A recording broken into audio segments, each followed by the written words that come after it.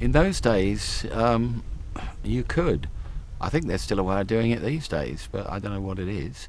In those days, I mean, a record could hang around in the charts for, you know, 6 weeks, couple of months, because as you know, as the record was out, you could you'd promo it whilst it was out, and you know, you were, if you had a name in those days, you would probably get played on the radio, you know, because there wasn't nearly as much stuff about as there is now, of course, and it was the chart, you know, you're either in it or you weren't, and it start off at number, you know, 39, then the next week you'd be out playing it, and you know, it'd be on the radio a bit, you're playing it live, and literally it would have an impact, especially if you had Top of the Pops.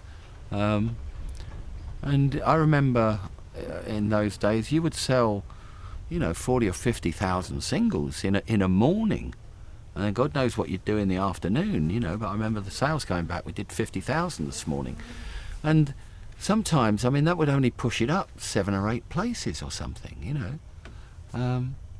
and consequently, if your record went up even one place 2 weeks after you'd done Top of the Pops, you would get it again, because you couldn't do it consecutive weeks.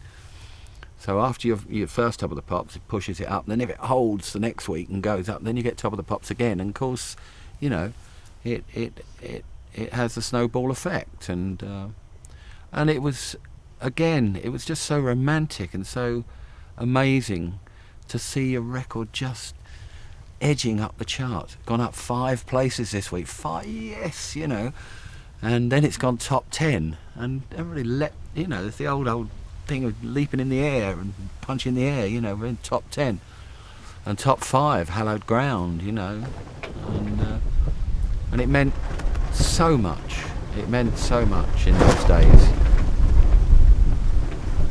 Yeah, we'll do a break. Lovely.